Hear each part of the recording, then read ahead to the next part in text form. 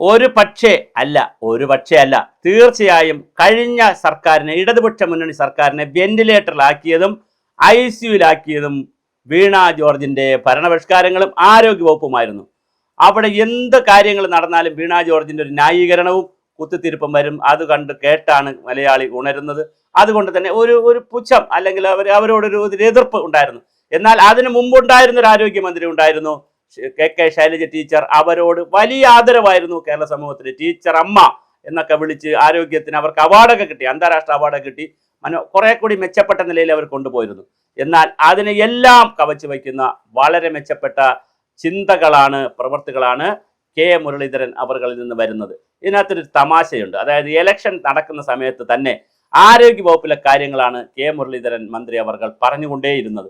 അപ്പോൾ തന്നെ എല്ലാവരും വിചാരിച്ചു ഇദ്ദേഹത്തിന് ആരോഗ്യവകുപ്പ് കിട്ടുമെന്ന്. ഇടയ്ക്ക് വെച്ച് ആരോഗ്യവകുപ്പ് കിട്ടുന്നില്ല, വൈദ്യുതി വകുപ്പ് എന്നൊക്കെ പറഞ്ഞപ്പോൾ ഒരു സങ്കടം അദ്ദേഹത്തിനും എല്ലാവർക്കും ഉണ്ടായി. പക്ഷേ എന്തായാലും പെട്ടെന്ന് തന്നെ ആരോഗ്യവകുപ്പ് കിട്ടി. അദ്ദേഹം അതിനകത്ത് ഒരുപാട് ഞെട്ടിക്കൽസ് ആണ് ചെയ്തിരിക്കുന്നത്. ഒന്നെന്ന് പറയുന്നത് വളരെ പ്രധാനപ്പെട്ട മെഡിക്കൽ കോളേജിലെ ഒരു വളരെ ന്യൂറോളജി വിഭാഗത്തിലെ പ്രധാനപ്പെട്ട ഒരു ഡോക്ടർ തന്നെ പ്രൈവറ്റ് സെക്രട്ടറി ആക്കി. അത് തന്നെ ഒരു വലിയ കാര്യമാണ്. അങ്ങനെയൊന്നും ആരും ചെയ്യാറില്ല. അപ്പോൾ തന്നെ മെഡിക്കൽ കോളേജുകളിൽ എന്ത് നടക്കുന്നു, ആരോഗ്യരംഗത്ത് എന്ത് നടക്കുന്നു എന്ന് ഇനി ആരും പോയി മന്ത്രിയെയും ബോധവൽക്കരിക്കേണ്ട, PSനും. അല്ലെങ്കിൽ സാധാരണ സംഭവിക്കുന്നത് ഈ PSM പൊളിറ്റിക്കൽ ലീഡർ ആകുമ്പോൾ, പൊളിറ്റിക്കൽ രംഗത്ത് നിന്നുണ്ടാകുമ്പോൾ ആളുകൾ പോയി ബോധവൽക്കരിക്കും. ഈ ബോധവൽക്കരിക്കുന്നവർ കൊണ്ടുകൊടുക്കുന്ന നിവേദനങ്ങളും ബോധവൽക്കരണവും കേട്ട് തെറ്റിദ്ധരിക്കപ്പെടാൻ ഒരുപാട് സാധ്യതയുണ്ട്. ഇനി അതിനുള്ള സാധ്യത വളരെ കുറവാണ്. അതുപോലെ തന്നെ മറ്റു ചില വളരെ പ്രധാനപ്പെട്ട കാര്യങ്ങൾ തീരുമാനമായി എടുത്തിട്ടുണ്ട്. ഒന്ന് എന്ന് പറയുന്നത് സന്ദർശകർക്ക് 6 മണി മുതൽ ആശുപത്രിയിൽ സന്ദർശനത്തിന് 4 മണി മുതൽ 6 മണി വരെ പണ്ടൊരു പോകാൻ പറ്റുമായിരുന്നു. ബാക്കിയുള്ള സമയങ്ങളിൽ പാസ് എടുത്തേ കയറാൻ പറ്റുള്ളായിരുന്നു. ഇത് നിയന്ത്രിച്ചുകൊണ്ട് കോവിഡിന് ശേഷം ഇത് ശക്തമായി നിയന്ത്രിച്ചുകൊണ്ട് ഉത്തരവ് വന്നിരുന്നു. പിന്നെ ഉത്തരവില്ലെങ്കിൽ നിയന്ത്രിച്ചിരുന്നു. അത് പാടില്ല. 4 മുതൽ 6 വരെ എല്ലാവർക്കും കയറിക്കാണാൻ അവസരം കൊടുക്കണം. പക്ഷേ എനിക്ക് ബന്ധുമിത്രാദികളോട് അഭ്യർത്ഥിക്കാനുള്ളത്, ഈ അവസരത്തെ നിങ്ങൾ മാർക്കറ്റിൽ പോകും പോലെ, ചന്തയിൽ പോകും പോലെ എല്ലാവരും കൂടി ഇടിച്ചു കയറി ക്ഷേമം അന്വേഷിക്കാൻ മെഡിക്കൽ കോളേജുകളിലേക്ക് പോകരുത്. അത് പിന്നെ അവിടെ പോയി അവിടെ നിന്ന് കിട്ടുന്ന രോഗങ്ങളുമായിട്ടായിരിക്കും നിങ്ങൾ തിരിച്ചു പോകുന്നത്. കാരണം ഇപ്പോൾ പനിയുടെ കാലമാണ്. വളരെ വലിയ തോതിലാണ് കേരളത്തിൽ മഴ തുടങ്ങി, പനിയും തുടങ്ങിയിട്ടുണ്ട്. അതുകൊണ്ട് തന്നെ മെഡിക്കൽ കോളേജുകളിലൊക്കെ ചികിത്സയ്ക്ക് പോകുന്നവർ അവരവിടെ ചികിത്സ നേടട്ടെ. അവരുടെ ഏറ്റവും അടുത്ത ബന്ധു അവിടെ ഉണ്ടായിരിക്കും, അവർ അവിടെ നിൽക്കട്ടെ. ബാക്കിയുള്ള ആളുകൾ പുറത്ത് പോയി ബന്ധുവിനെ വെളിയിൽ വിളിച്ച് രോഗാന്വേഷിക്കുകയോ അല്ലെങ്കിൽ പിന്നെ ഒരാളകത്ത് പോവുകയൊക്കെ ചെയ്യാതെ മാസ്സായിട്ട് പോകുന്നതിനെക്കുറിച്ചും ജനങ്ങളൊരു ചിന്ത നോക്കുക.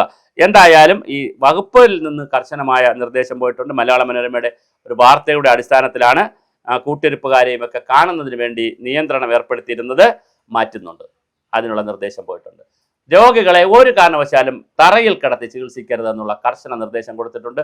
ഇതൊരു വലിയ തീരുമാനമാണ്. കാരണം മെഡിക്കൽ കോളേജുകളിലും ജനറൽ ഹോസ്പിറ്റലിലുമൊക്കെ ബെഡില്ല എന്നുള്ള കാരണം പറഞ്ഞുകൊണ്ട് വളരെ വലിയ തോതിലാണ് തറയിൽ കിടത്തുന്നത്. ഒരു ബെഡിൽ 2 പേരെ കിടത്തുന്നത്. ഈ തറയിൽ കിടത്തുന്നതും അപകടമാണ്. ഒരു ബെഡിൽ 2 പേരെ കിടത്തുന്നതും അതിൽ പരം ഒരു അപമാനം ഒരു രോഗിക്ക് കിട്ടാനില്ല. കാരണം അവർ രോഗാവസ്ഥയിലാണ് ഹോസ്പിറ്റലിൽ പോകുന്നത്. രോഗാവസ്ഥയുടെ ഏറ്റവും വലിയ ആവശ്യം റെസ്റ്റാണ്. മരുന്ന് പോലെ റെസ്റ്റാണ്. അങ്ങനെ റെസ്റ്റ് എടുക്കാൻ ഒരാളിന് മാത്രം കിടക്കാൻ പറ്റുന്നൊരു കട്ടിലിൽ 2 പേരെ അങ്ങോട്ടും ഇങ്ങോട്ടും തിരിച്ച് കിടക്കാൻ പറഞ്ഞ് 2 സൈഡിൽ ഓരോ ബന്ധുക്കളും നിൽക്കുകയും 2 സൈഡിലും ഡ്രിപ്പ് അടച്ചിട്ടിരിക്കുകയൊക്കെ ചെയ്താൽ ആ രോഗിക്കൊന്ന് തിരിയാൻ പോലും പറ്റാത്ത സാഹചര്യമാണുള്ളത്. അതുകൊണ്ട് തന്നെ ബെഡുകൾ ധാരാളമായി ഉണ്ടാക്കണം. ഇൻഫ്രാസ്ട്രക്ചർ പോരെങ്കിൽ ഇൻഫ്രാസ്ട്രക്ചർ കൂട്ടണം. അപ്പോഴാണ് രണ്ടാമതൊരു മെഡിക്കൽ കോളേജ് വരുന്ന കഥ വരുന്നത്. തിരുവനന്തപുരത്ത് 2ാമത്തെ മെഡിക്കൽ കോളേജ് വരുന്നു. ഹരിപ്പാട് 2ാമത്തെ മെഡിക്കൽ കോളേജ് വരുന്നു.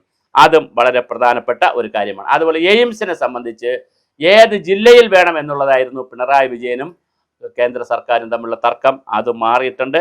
ഏത് ജില്ലയിലായാലും അത് എടുക്കാൻ തയ്യാറാണെന്ന് പറഞ്ഞോട്ട് അതുപോലെ തന്നെ വളരെ കൃത്യമായ അന്വേഷണങ്ങളും കാര്യങ്ങളും ഒക്കെ വയ്ക്കുന്നു. എയിംസ് എവിടെ വരുന്നെങ്കിലും വരട്ടെ. ഇപ്പോൾ ശരിക്കും പറഞ്ഞാൽ ഡൽഹിയിൽ പോയിരുന്ന ഇന്നലെ പ്രധാനമന്ത്രിയെ കണ്ടപ്പോൾ സ്വാഭാവികമായിട്ടും എയിംസിൻ്റെ കാര്യവും മുഖ്യമന്ത്രി VD സതീശൻ ചർച്ച ചെയ്ത് കാണും. അപ്പോൾ എയിംസും വരാനുള്ള സാധ്യതയുണ്ട്. അതുപോലെ തന്നെ വളരെ കൃത്യമായിട്ടുള്ള മറ്റു ചില കാര്യങ്ങൾ കൂടെയുണ്ട്.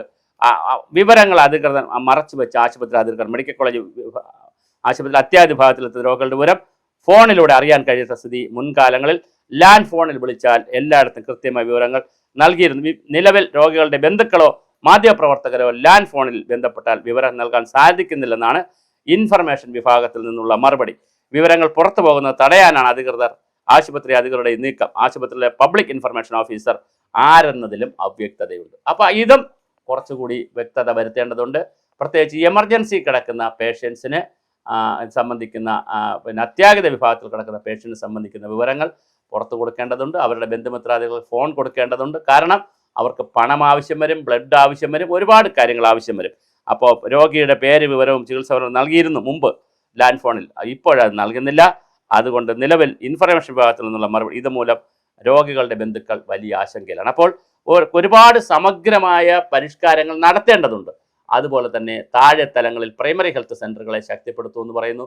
അത് വളരെ വലിയൊരു വാർത്തയാണ്. കാരണം സാധാരണ ആളുകളെ സംബന്ധിച്ചിടത്തോളം പ്രൈമറി ഹെൽത്ത് സെൻ്ററാണ് അവരുടെ ആദ്യത്തെ ആശ്രയം. അപ്പോൾ അവിടെ മരുന്നുകൾ ഉണ്ടാവുക, അവിടെ പിന്നെ കൗൺസിലിംഗ് നടത്തുക, എല്ലാ പ്രതിമാസത്തിൽ ക്ലാസ്സുകൾ നടത്തുക, അവിടുത്തെ രോഗികൾക്ക് നിർബന്ധമായ ക്ലാസ്സുകൾ സംഘടിപ്പിക്കുക, വിവിധ വിഷയങ്ങളിൽ വ്യായാമ മുറകളും ഭക്ഷണ രീതികളും ഡയറ്റ് പ്ലാനും ഒക്കെ ഉൾപ്പെടെയുള്ള മെഡിസിന് പുറമെയുള്ള മറ്റ് പ്രവർത്തനങ്ങൾ കൂടി ആശാ വർക്കേഴ്സും അംഗനവാടിക്കാരും കുടുംബശ്രീക്കാരും ഒക്കെ കൂടെ ചേർത്ത് വലിയൊരു ആരോഗ്യ സാക്ഷരതാ ക്യാമ്പയിൻ നടത്തുന്നതിനെക്കുറിച്ച് കൃത്യമായി കെ മുരളീധരൻ അവർ ഇതിനകത്ത് ഒരു പരിപാടി ചെയ്യണം.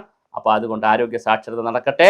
ഞാൻ ഈ പറഞ്ഞതുപോലെ മെഡിക്കൽ കോളേജുകളെ നവീകരിക്കുന്ന പരിപാടി നടക്കുന്നു. രോഗികളെ കേൾക്കാനുള്ള പരിപാടിയും ആലോചിച്ചിട്ടുണ്ട്. അപ്പോൾ വളരെ കൃത്യമായ ഒരു മാസ്റ്റർ പ്ലാൻ അല്ലെങ്കിൽ പരിപാടികൾ കെ മുരളീധരൻ്റെ വകുപ്പിൽ നിന്ന് വരുന്നുവെന്ന് കേൾക്കുന്നത് വളരെ സന്തോഷമാണ്. എന്തായാലും മെഡിക്കൽ കോളേജുകൾ ഉൾപ്പെടെ, ജനറൽ ഹോസ്പിറ്റലുകൾ ഉൾപ്പെടെ, താലൂക്ക് ആശുപത്രികളും ജില്ലാ ആശുപത്രികളും ഉൾപ്പെടെ, അവിടെ മാതൃകാ ജില്ലാ ആശുപത്രി, മാതൃകാ താലൂക്ക് ആശുപത്രി എഴുതി വെച്ചതുകൊണ്ട് മാത്രം മാതൃകയാകില്ല. അവിടെ അടിസ്ഥാന സൗകര്യങ്ങളും ആവശ്യമായ മരുന്നുകളും അവിടെ ഡോക്ടർമാരും പാരാമെഡിക്കൽ സ്റ്റാഫുകളും നഴ്സുമാരും എല്ലാവരും ഉണ്ടാവുകയും നല്ല ചിരിച്ചുകൊണ്ടുള്ള സേവനം കൊടുക്കുകയും ചെയ്യുമ്പോഴാണ് ആശുപത്രികൾ ജനസൗഹൃദമാകുന്നത്, ഈ സംവിധാനമാകെ ജനസൗഹൃദമാകുന്നത്. ഞാൻ പറഞ്ഞതുപോലെ കഴിഞ്ഞ സർക്കാരിനെ വെന്റിലേറ്ററിലാക്കിയ ആ പൊളിറ്റിക്കൽ പാർട്ടിയെയും വെന്റിലേറ്ററിലും ICUയിലുമാക്കിയ വളരെ പ്രധാനപ്പെട്ട ഒരു മേഖല ആരോഗ്യമായിരുന്നു. അതിനെ മുച്ചൂടും മുടിച്ചതിൽ വലിയ പങ്ക് വീണ ജോർജിനുണ്ടായിരുന്നു. അപ്പോൾ ഒരു ചോദ്യമുണ്ട്, ഒരു മന്ത്രിയാണോ ഒരു സിസ്റ്റം നയിക്കുന്നത്? പ്രശ്നം അതല്ല. ഒരു മന്ത്രി രാജാവ് നേരെ ഇരുന്നാൽ താഴോട്ടുള്ള സിസ്റ്റം പെട്ടെന്ന് അങ്ങ് നേരെയാവും. ഇതാണ് നമ്മുടെ ഹൈറാർക്കിയൽ സിസ്റ്റം. അതങ്ങനെയാണ് നമ്മുടെ സിസ്റ്റം. കാര്യം രാജാവ് കറക്റ്റ് ആകുമ്പോൾ സെക്രട്ടേറിയറ്റിലെ രാജാവിൻ്റെ മന്ത്രി കറക്റ്റ് ആകുമ്പോൾ മന്ത്രിയുടെ ഓഫീസ് കറക്റ്റ് ആവും, അതനുസരിച്ച് ഡയറക്ടറേറ്റ് കറക്റ്റ് ആവും, അതനുസരിച്ച് ജില്ലാ ഓഫീസ്. ഇങ്ങനെയാണ് നമ്മുടെ സ്ട്രക്ചർ. ഒരിടത്തൊരു ലൂസ് വന്നാൽ ചോദിക്കാനും പറയാനും മുകളിൽ നിന്ന് ആരും ഇല്ല എന്ന് വന്നാൽ താഴേക്ക് വരുന്നതിന് വലിയ പ്രശ്നമുണ്ടാകും. ഇപ്പോൾ നോക്കൂ, മുരളീധരൻ വന്നു, വലിയ മാറ്റമല്ലേ വരുന്നത്?